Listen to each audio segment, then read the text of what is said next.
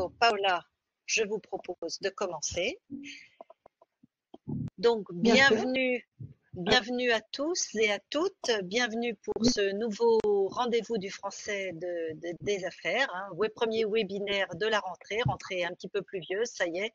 C'est fini l'été, on est tous sur le chemin de l'école et des cours à distance en ligne que va nous présenter Paola.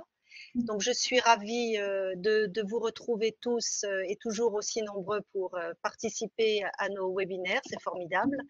Donc, aujourd'hui, Paola Buckley, professeure à la Southern Modern Methodist University, va nous présenter le cours de français des affaires en ligne. Paola Buckley, qui est une de nos ambassadrices aux États-Unis pour faire vraiment circuler le français, c'est formidable, et qui essaye par le mode du français professionnel de regonfler tous les cours de français qu'il y a aux États-Unis dans les universités. Voilà. Donc, vous avez un petit chat à votre droite. Je vous demanderai de poser vos petites questions dans ce petit chat. Paola va donc nous faire une petite présentation et grâce à Romain Deveau qui est dans les coulisses et qui recueillera toutes vos questions, nous pourrons à l'issue de la présentation de Paola répondre à toutes vos questions. Merci à tous et je laisse la parole à Paola. Anne, merci et je vous souhaite la bienvenue à tout le monde. Je suis ici à Dallas et je vous propose d'abord de vous expliquer un tout petit peu le parcours, comment on est arrivé au français des affaires en ligne, et ensuite je vais partager mon écran et je vais en effet vous faire parcourir le site du cours. Donc, un petit survol historique. Ça fait à peu près une dizaine d'années que nous avons le français des affaires à SMU. Je donne le cours du français des affaires une fois par an. Et j'ai toujours entre, disons, 15 et 21, 22 élèves. Ce semestre, 17 élèves. Mais en effet, j'avais déjà enseigné le cours l'été en ligne. Et c'est là, bon, on va reparler un petit peu de ceci. 90% des étudiants qui suivent le cours de français des affaires passent le diplôme de français professionnel B2 ou C1. Et j'ai ajouté aussi, il y a quelques années, un cours de français professionnel pendant notre programme en France. Et là, il s'agit plutôt d'un cours de français pour la mode. Donc, on essaie vraiment de développer ce côté français professionnel parce que nos élèves apprécient beaucoup. Et avec le diplôme de français professionnel, c'est une façon vraiment de valider en plus leur connaissance. Donc, je vais maintenant partager mon écran et ça sera le moment de commencer notre survol. Alors, voici, nous utilisons Canvas. Okay? Nous utilisons à SMU Canvas, c'est une plateforme, un LMS, qui est pour les cours en ligne, en effet, excellent, parce que ça nous permet d'intégrer énormément de sites, de ressources, etc. Donc, l'évolution du cours, même, bien traditionnellement, c'était un cours face à face. Bon, ça, c'est toujours été un cours face à face. Donc, cet été, nous sommes passés au cours en ligne présentiel. Aux États-Unis, on appelle ça synchronous. Donc, nous étions en ligne, mais on se voyait chaque jour pendant 2 heures pour le cours de français des affaires. En ce moment, j'enseigne le cours sous format semi-présentiel. Et ici aux États-Unis, on a appelé ceci Flex. À SMU, on l'appelle SMU Flex. Donc, tout le monde l'appelle d'une façon différente. L'idée, c'est que nous avons en présentiel dans la salle de classe certains étudiants, mais certains étudiants sont chez eux. Donc, c'est toujours en présentiel, mais nous ne sommes pas tous ensemble. Donc, ça, c'est un petit peu difficile à gérer parfois. Donc, il faut bien sûr adapter les activités selon les circonstances. Et ça, vraiment, c'est la chose la plus importante quand on développe ce cours, quand j'ai développé ce cours cet été et quand j'ai ensuite adapté deuxième fois le cours pour ce format semi-présentiel, il faut vraiment savoir choisir les activités pour pouvoir adapter les activités. Et c'est ça qui est toujours un petit peu difficile. Mais justement, aujourd'hui, on va voir un petit peu quelles activités s'adaptent mieux et desquelles peut-être ne sont pas l'idéal. Donc, ce que je vous propose maintenant, c'est de voir le site, voir ce que les élèves voient.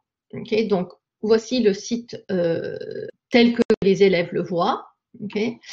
Et ce que je vous propose maintenant, c'est de partir dans les modules pour vous montrer comment j'ai organisé le cours. Alors, pour ce cours, j'ai créé 5 modules. Bon, l'introduction où nous parlons un petit peu de la France, de la France qui existe dans l'Union européenne, la France qui existe dans le monde francophone, etc. C'est une introduction très générale. Ensuite, on passe aux détails. Donc, on parle de l'entreprise en France. On a le module à la recherche d'un emploi.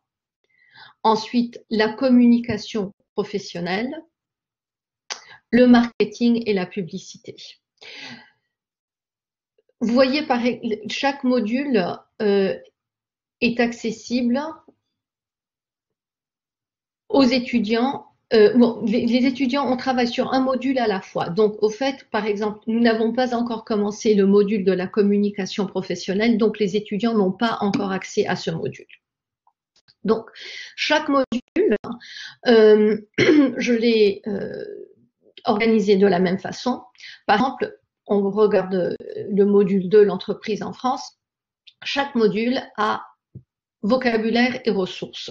Donc, au fait, j'ai oublié de vous dire que je n'utilise pas de manuel pour ce cours. Toutes les ressources pour les étudiants sont en ligne, sont dans Canvas pour les étudiants. Et la seule chose que j'utilise, c'est une plateforme qui s'appelle Talk Abroad. Et c'est une plateforme qui, pour que les élèves, ils choisissent des partenaires de conversation. Donc, je vous parlerai un petit peu plus de ceci, mais c'est excellent, surtout pour les cours qui ne sont pas en présentiel. Donc, je reviendrai là-dessus dans un moment. Donc, alors, pour le module, l'organisation de chaque module est pareil. J'ai le vocabulaire, par exemple, ici de l'entreprise. Donc, si vous cliquez, les étudiants voient tous les liens pour le vocabulaire de l'entreprise. Par exemple, ici, j'ai mis les phrases utiles pour parler de l'entreprise, les phrases pour lire et commenter les données chiffrées. Et là, j'ai par exemple ajouté les grands chiffres parce que bien sûr, c'est toujours un petit peu difficile, surtout en anglais, quand on parle de billion et milliards et trillion, etc. Donc, ils ont tout ce dont ils ont besoin ici, du point de vue vocabulaire. Ensuite, les ressources. Alors ici, je mets tous les liens, toutes les ressources dont ils ont besoin. Okay, par exemple, les numérifos, les fiches dont je me sers, et je divise ça pour qu'ils comprennent où se trouvent les différentes ressources. Donc voilà. Donc ça c'est pour chaque module. Ensuite, ils commencent avec leur devoir. Hein. Ils ont découvrir par exemple une entreprise, comment fonctionne la bourse.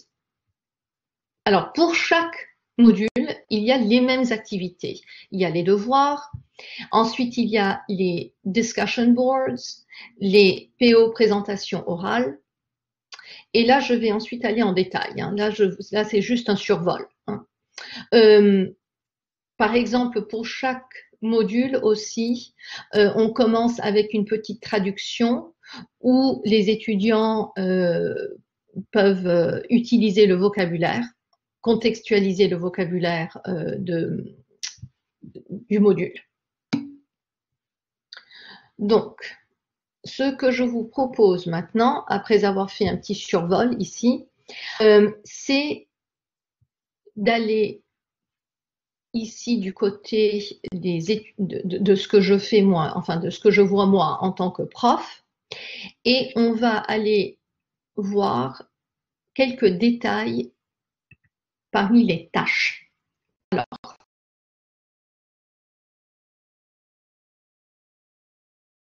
et dans les modules, il y a certaines tâches qui se répètent.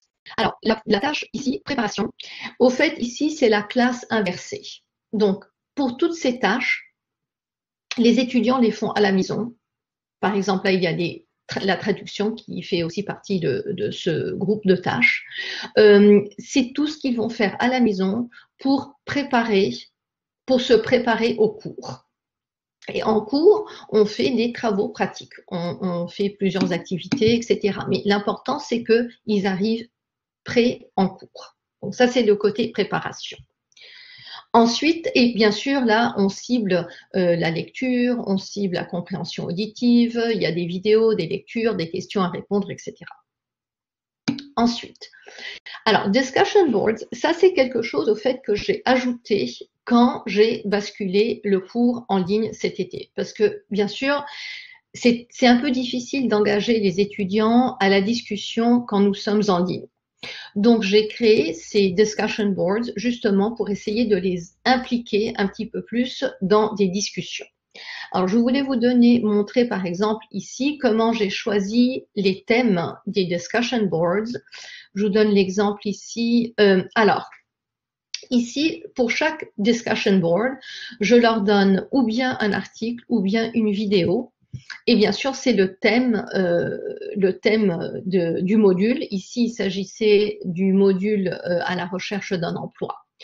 Donc, ici, j'ai pointé sur, enfin, j'ai décidé de me concentrer un petit peu sur les savoir-être des étudiants, soft skills. Parce qu'au fait, une des choses qu'on essaie d'articuler avec nos étudiants, c'est que l'apprentissage de la langue n'est pas seulement une connaissance, c'est pas quelque chose simplement de concret qu'ils apportent en entreprise, bien sûr, la langue, la validation avec un DFP, mais ils apportent aussi toute une série de savoir-être qu'ils ont développés grâce à l'apprentissage de la langue. Donc, je voulais leur donner une façon de réfléchir un petit peu à ces savoir-être et à comment articuler ces savoir-être. Donc, par exemple, là, je ne sais pas si vous allez pouvoir voir l'écran, mais je voulais simplement partager avec vous des commentaires que les étudiants ont dans leur discussion, hein, dans leur blog, dans leur post. Il y a une étudiante qui a dit « Mes études de français sont également bénéfiques dans le domaine politique lorsque l'exposition compréhension internationale est très appréciée. Le processus d'apprentissage d'une langue étrangère favorise cela. De plus, il ne développe pas seulement des compétences de communication, mais aussi la capacité de travailler sous pression.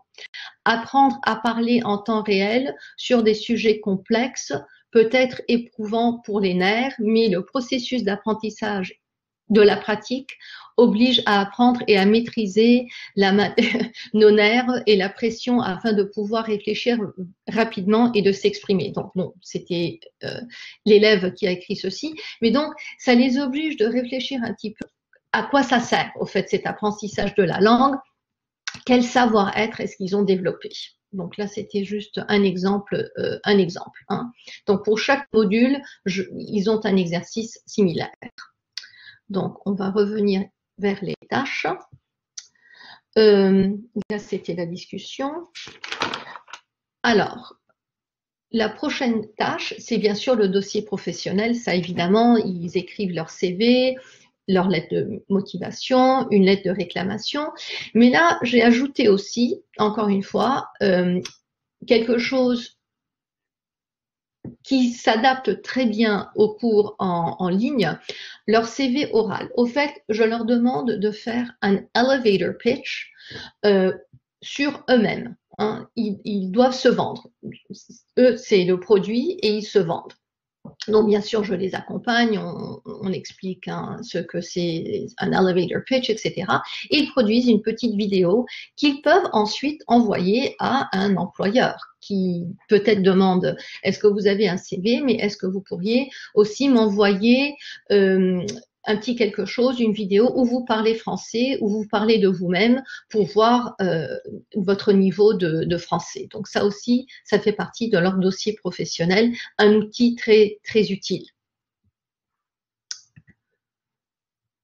Ensuite, prochaine catégorie, c'est les présentations orales. Alors là, bien sûr, ça c'est la chose la plus difficile à adapter en ligne, parce qu'on se demande comment on va faire ça, comment on va créer des activités orales où on peut faire participer plusieurs étudiants, qu'est-ce qu'on fait? Donc, j'avais certaines activités, bien sûr, qui s'adaptent, où j'ai dit, bon, ça va s'adapter assez bien. Par exemple, les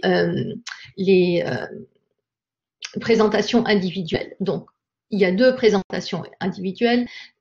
Présentation, les élèves présentent chacun une entreprise francophone, ils présentent le lancement d'un produit. Bon, individuel, ça va, on arrive à se débrouiller.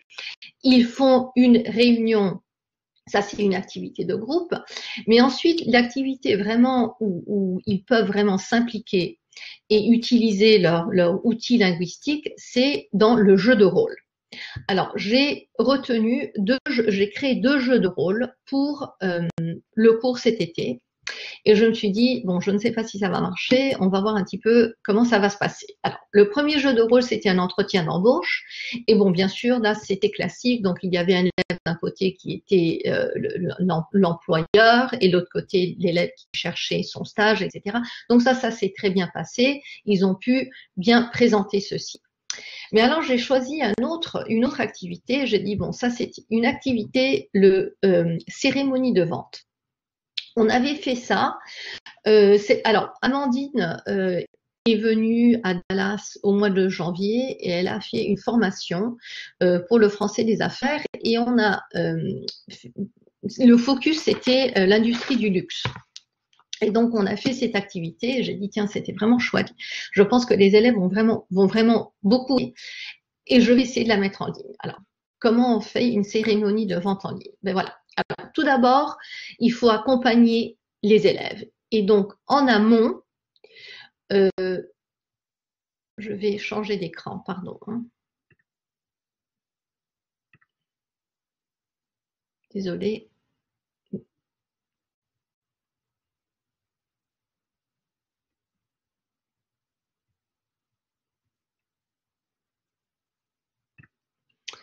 Alors, ça, dans le module le marketing et la publicité, dans l'onglet ressources, j'ai mis toutes les informations nécessaires pour cette cérémonie de vente. Et au fait, nous avons commencé notre cérémonie de vente avec une vidéo de la chambre de commerce, Camille, responsable de boutique.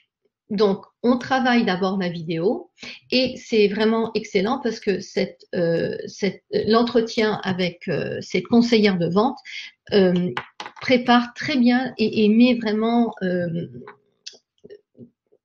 encadre très bien cette activité. Donc, une fois que nous avons vu cette vidéo, on en a parlé, ensuite on voit les étapes de vente, on retient le vocabulaire de la vente, etc. Là, ensuite, on propose le jeu de rôle. Alors, un étudiant, et là, c'est un jeu de rôle qui peut se faire à 2 ou à 3 aussi, ce qui est très important parce que parfois, on n'a pas que des binômes et il faut bien sûr créer un groupe de 3 ou même de 4. 4, c'est un peu difficile, mais 2 ou 3, j'ai fait la cérémonie de vente avec des groupes de 2 et de 3 et ça a très bien marché. Alors, le conseiller ou la conseillère de vente, ensuite, on a bien sûr la consigne pour le client et ensuite, bien sûr, ils ont besoin des outils pour préparer tout ceci. On a une fiche du produit là où ils ont et ça c'est vraiment, ça aide les étudiants à décrire le produit, l'argumentaire de vente, les caractéristiques techniques du produit, etc. Bien sûr, ça les aide énormément quand ils choisissent les produits pour leur donner de quoi parler. Ensuite, on leur donne un document pour le vocabulaire et expression de la cérémonie de vente.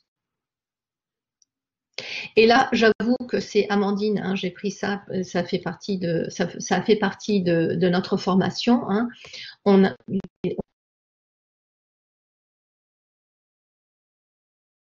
les communications, comment interroger les besoins, présenter et décrire le produit, etc. Et donc ça, encore une fois, c'est très important. On peut vraiment accompagner les étudiants. Et ça, c'est d'autant plus important lorsqu'on n'est pas en présentiel, parce qu'ils ont vraiment besoin de se sentir accompagnés pour avoir assez de confiance pour vraiment créer cette simulation de vente en ligne. Parce qu'eux aussi se disent, mais comment on va faire ça? Donc, déjà, ils se sentent plus confiants parce qu'ils ont tous les outils dont ils ont besoin. Alors, ce que je leur ai proposé de faire, une fois qu'ils avaient choisi le produit, etc., et qu'ils avaient rempli les fiches et tout ceci, je leur ai proposé de faire une capture d'écran du produit et ensuite, ils allaient partager l'écran avec le produit, décrire et faire ainsi leur cérémonie de vente. Et au fait, les étudiants très malins, ils ont fait des captures d'écran de plusieurs produits, au fait, parce qu'ils se sont vite rendus compte pendant la cérémonie de vente, pour pouvoir interroger les clients sur les besoins, ils devaient bien sûr parler de plusieurs produits, de proposer plusieurs produits. Donc, au fait, chaque binôme et groupe de 3, ils ont fait des captures d'écran de 2 ou 3 produits et ils ont vraiment, d'une façon extraordinaire, su recréer cette cérémonie de vente. Et nous étions tous un petit peu surpris parce que aussi les étudiants n'étaient pas tout à fait convaincus que ça allait marcher. Moi aussi, j'étais pas trop convaincue, mais finalement, ça a très très bien marché. Donc ça, c'est une activité où on se demande un petit peu comment on va faire ça en ligne, mais finalement, on peut. Il suffit de vraiment, la chose la plus importante ici, c'est vraiment l'accompagnement. L'accompagnement en amont pour en arriver à une cérémonie de vente virtuelle, mais qui est quasiment réelle. Donc alors, pour conclure, je dirais que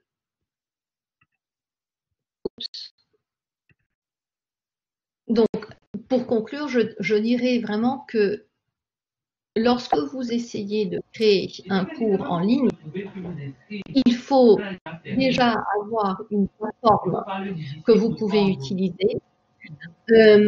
Il faut avoir un cours sur lequel vous allez vous baser. Hein. J'avais déjà enseigné le cours en présentiel plusieurs fois.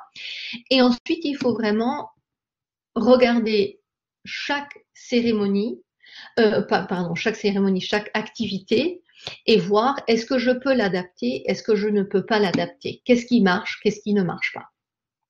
Donc là, je pense que je vais m'arrêter et je pense que doit y avoir certainement des questions et là, je vais essayer de répondre de mon mieux. Quelqu'un te demandait, Paola, en quoi consistait la cérémonie de vente exactement, si c'était une négociation?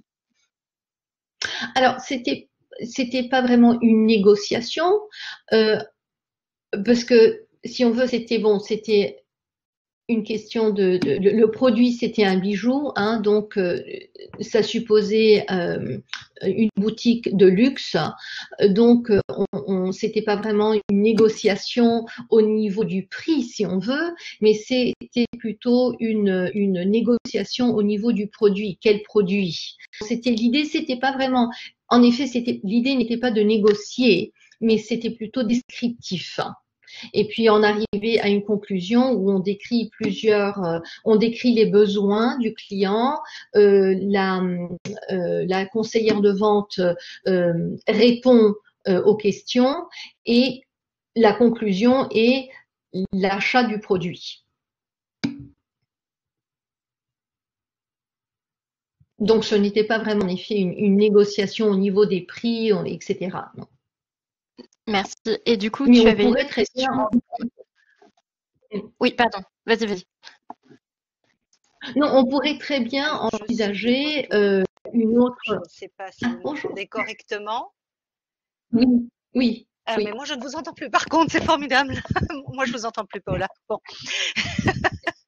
Bon, les aléas du direct, hein, comme on dit, ce sont les aléas du direct. Bon, moi je voulais juste reparler, comme je disais, de votre formidable idée d'avoir remis vos cours en ligne. Parce que je trouve que ce qui est important, c'est que vous avez su trouver le moyen de garder contact avec vos étudiants. Quelquefois, ils étaient en partie avec vous et il y avait des étudiants à distance. Et vous avez toujours su garder ce rapport humain et vous avez su les captiver avec vos simulations à distance qui ont très bien fonctionné. Donc, vous avez utilisé l'outil Canva, c'est bien ça? Oui, tout à fait. Tout à fait. Et je sais que il y a plusieurs plateformes disponibles, plusieurs LMS, mais certains, je les connais pas tous. Anciennement, on utilisait Blackboard, qui n'est pas aussi sophistiqué que Canvas. Et puis, les cours, c'est sur Zoom. On utilise Zoom. Donc, c'est Canvas Comme tu et parlais Zoom. tout à l'heure des cérémonies de vente, et puis là tu as parlé de Zoom et de Canvas, quelqu'un te demandait comment tu fais exactement pour Quel les suspense. comment tu Alors, fais est-ce en que vous fait pour les m'entendez cérémonies de toujours? vente. Comment je fais? C'est-à-dire, on se retrouve sur Zoom.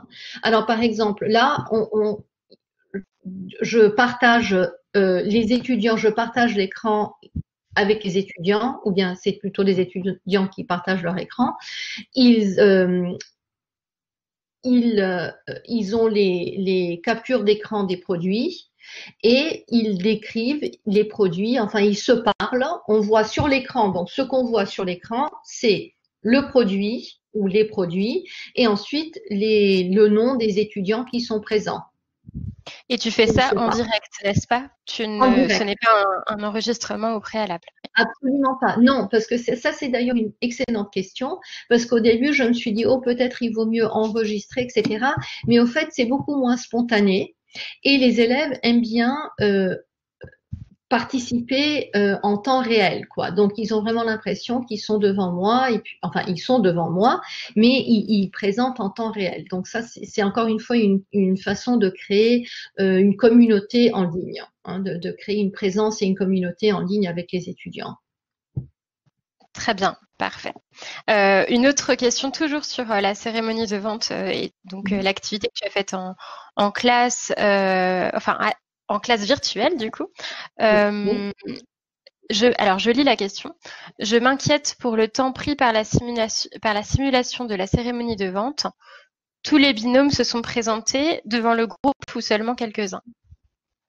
Alors ça, c'est une excellente question parce que alors, il faut savoir, cet été, j'ai fait le cours, la première fois que j'ai fait le cours en ligne, j'avais 7 étudiants. Okay, j'avais 7 étudiants, c'était le mois de juillet. Le nombre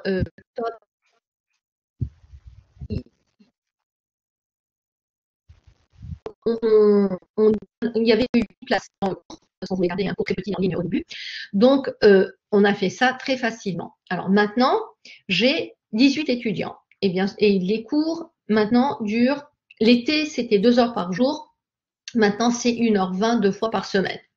Donc, ce que je fais maintenant, c'est que les étudiants doivent s'inscrire. Il y a plusieurs créneaux horaires. Donc, les binômes s'inscrivent. Mettons, alors pour Anne ou Amandine, Romain et Anne vont faire une cérémonie de vente, c'est leur groupe. Ils s'inscrivent de 11h à 11h10. Voilà, ça c'est leur créneau horaire. Ensuite, le prochain groupe va s'inscrire, etc. Ça c'est pour les groupes. Alors quand ils font les présentations individuelles, c'est toujours une question de créneau horaire, mais là ce que je fais, c'est je les fais venir en groupe de 4 ou 5. Donc par exemple, ils ont fait leur présentation sur une entreprise francophone. C'était des groupes de 4. Ils se sont tous inscrits dans un créneau horaire de 15 minutes. Et pendant ces 15 minutes, chaque élève a fait sa présentation. Comme ça, encore une fois, on n'a pas l'impression d'être seul avec le prof en ligne parce que ça fait quand même un peu bizarre. C'est pas terriblement confortable, mais en même temps, les étudiants n'ont pas envie de passer 1h20 ou même 2 heures en ligne juste en écoutant une présentation après l'autre. C'est pas vraiment utile. Tout à fait. Alors, merci pour ces explications. Alors voilà, une autre question, cette fois-ci sur l'application VoiceThread. Je crois que tu en as parlé tout à l'heure. C'est Améné Madjelessi qui te demande si tu utilises cette application pour des présentations et des interventions orales individuelles ou en groupe, ou les deux. Alors, au fait, j'ai pas utilisé VoiceThread parce que dans les discussions, dans les discussion boards, au fait, Canvas est un petit peu comme VoiceThread. Je connais VoiceThread, je l'ai utilisé, mais étant donné que Canvas, on peut utiliser Canvas de la même manière de VoiceThread. Donc, j'ai pas dû utiliser VoiceThread pour faire les discussion boards, j'ai carrément utilisé Canvas. Donc ça, c'est une question très technique, donc je m'arrête là. D'accord, ça marche. Une autre question sur le FOSS. Est-ce que tu as mené une enquête de terrain pour établir ton programme final? Alors, on n'a toujours pas encore un programme final parce que le programme continue à évoluer selon justement les besoins de nos étudiants.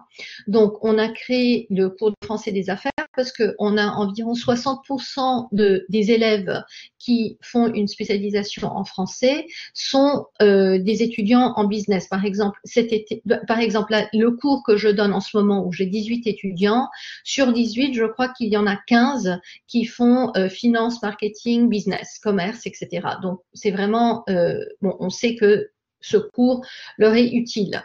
Mais on a vu aussi qu'on a beaucoup d'étudiants à SMU qui font un major en fashion media, donc mode, média et mode. Donc, je me suis dit, oui, ces étudiants aimeraient bien aussi peut-être faire un DFP pour la mode. Donc, le programme d'été, je l'ai centré un petit peu sur les besoins de ces élèves. Et là, on va voir un petit peu combien d'élèves nous avons qui s'intéressent au français médical. On va peut-être créer un cours de français médical. Donc, ça évolue selon les besoins des élèves. Merci beaucoup, parfait. Alors, tu as beaucoup de questions également sur les diplômes de français professionnel. Alors, on te demandait un petit peu combien de temps tu consacrais à la préparation des diplômes. Première question autour des DFP. Alors, au fait, tout le cours est une préparation au DFP. Parce que les activités que j'ai choisies, la plupart des activités sont des activités qu'on retrouve dans les DFP. Donc, ce que je dis aux élèves, bien sûr, s'ils font le cours de français professionnel avec moi, ils seront prêts à passer l'examen DFP. Donc, parce que ce que je vous conseille de faire plutôt, c'est si vous voulez préparer les élèves au DFP, regardez bien Je témoins en ligne, regardez bien le site de la Chambre où il y a énormément de ressources pédagogiques et vous intégrez ces ressources pédagogiques dans votre cours. Et c'est ce que j'ai fait. Et ça, pour l'instant, ça marche très bien. Merci, très bien. est-ce que tu fais passer des DFP blancs? Alors, la question a été posée comme Oui, ça. oui. Je suppose que la personne, c'est Rosemary Rahil, Oui. voulait parler d'un examen peut-être préparatoire en condition d'examen.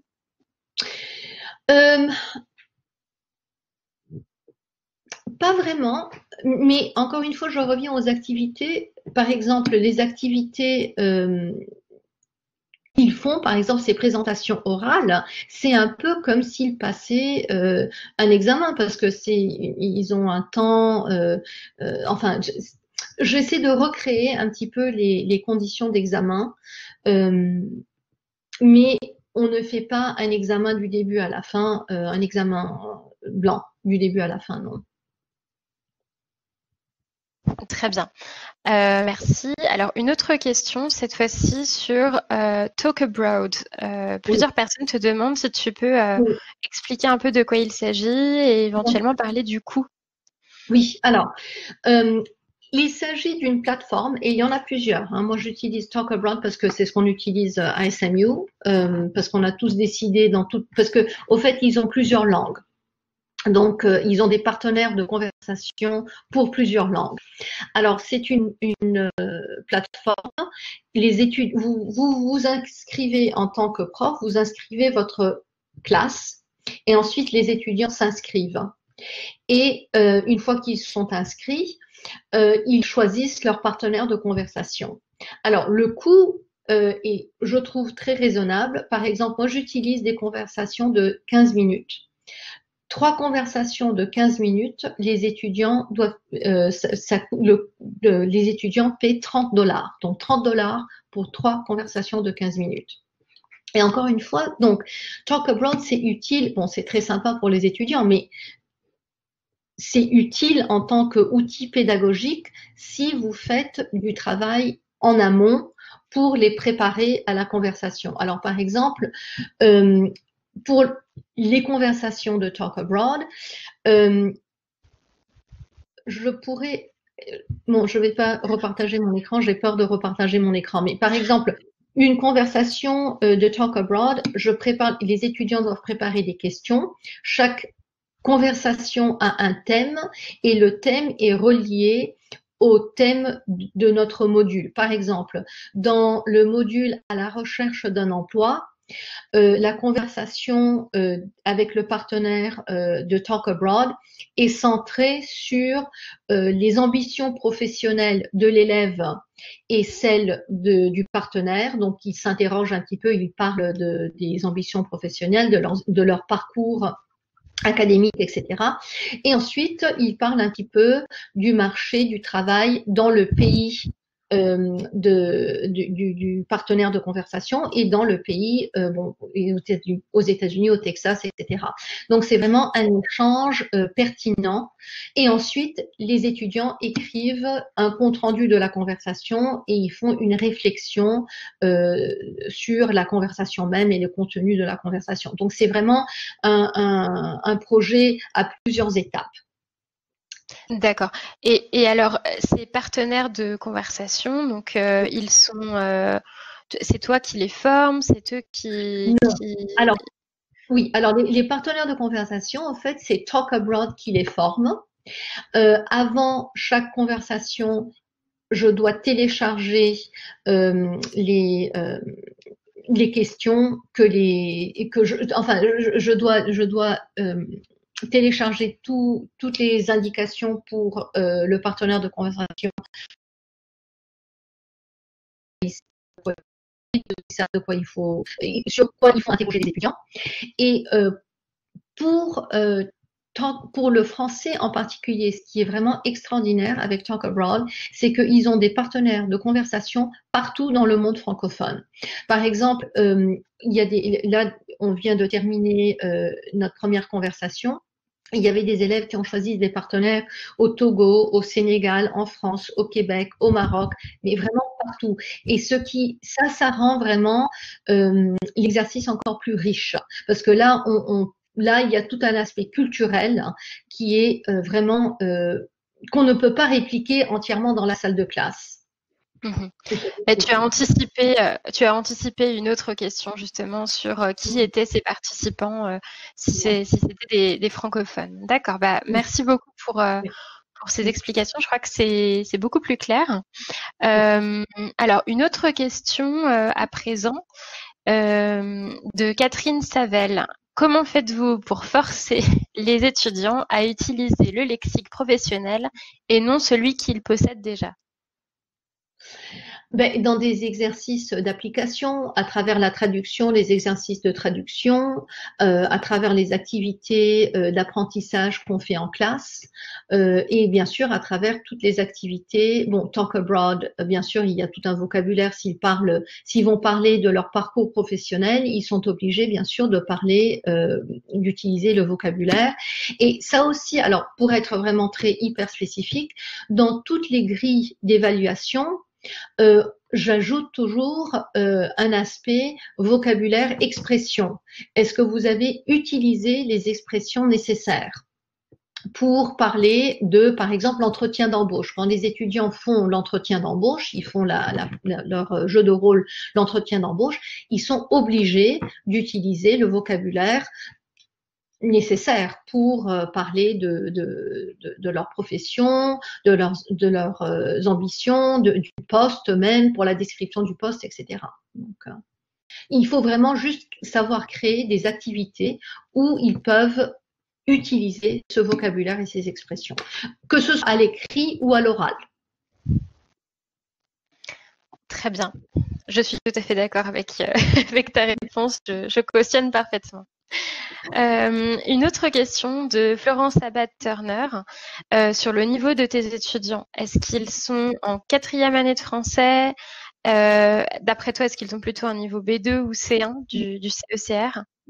Oui, alors, au fait, le cours là de français des affaires que je donne ici à l'université à Dallas, ils ont un niveau B2 C1. Et d'ailleurs, c'est des étudiants qui sont la plupart, enfin, le cours maintenant, dans mon cours, ils sont 95% en 4e année. Donc, ils ont déjà un bon niveau. Et s'ils décident de passer l'examen DFP, ils vont faire un DFP à faire B2 ou C1. Donc, il y en a qui ont vraiment un excellent niveau. L'été, pour le cours de français professionnel qui est centré plutôt sur la mode, ils ont un niveau plutôt B1. Donc, eux, c'est un peu moins avancé. Mais donc, on peut recréer ces activités à plusieurs niveaux. Là, on peut faire une cérémonie de vente au niveau B1 et on peut faire une cérémonie de vente aussi au niveau C1. Très bien, merci beaucoup.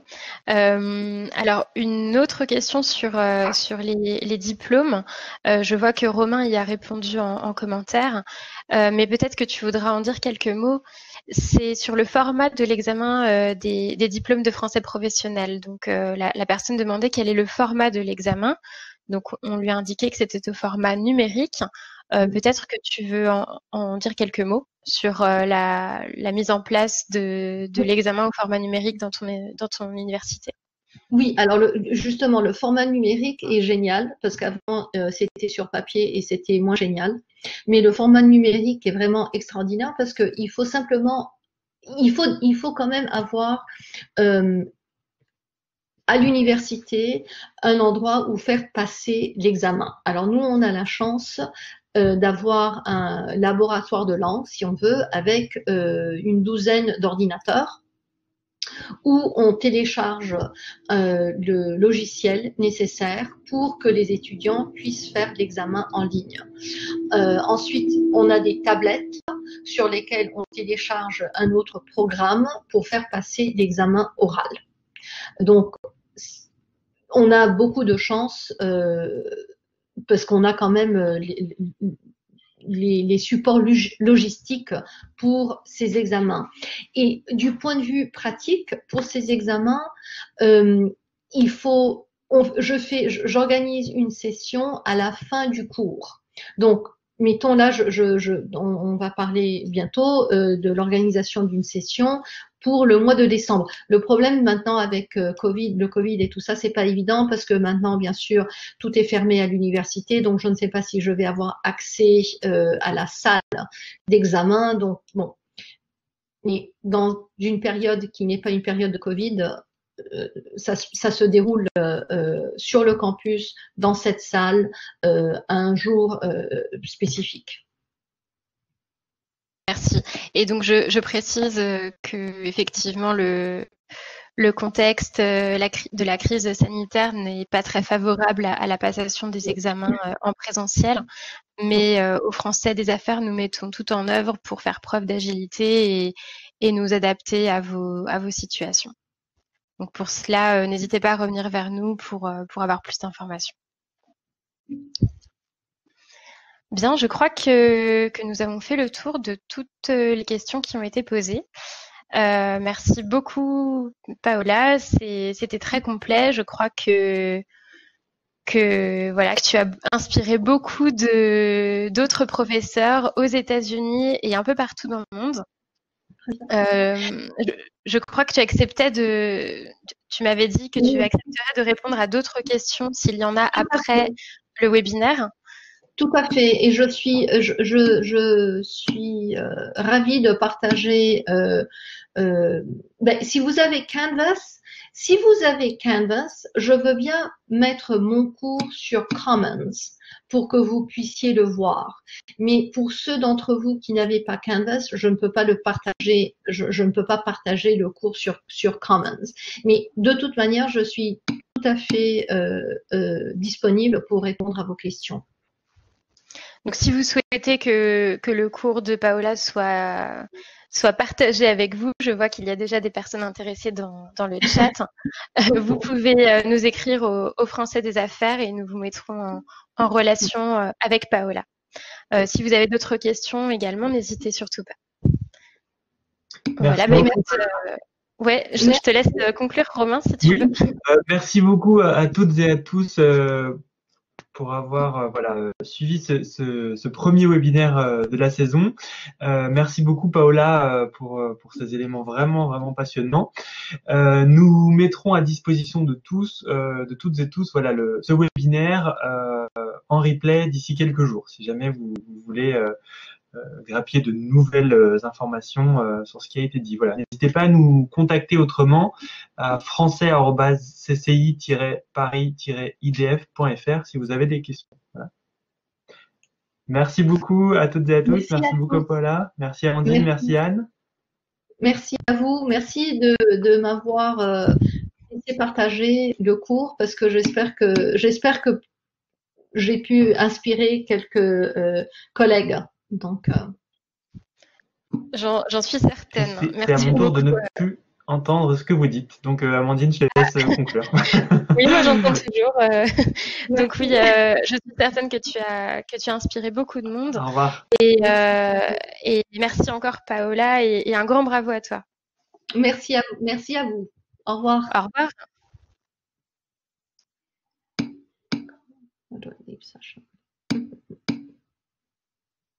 Bon, déjà, je fais ça.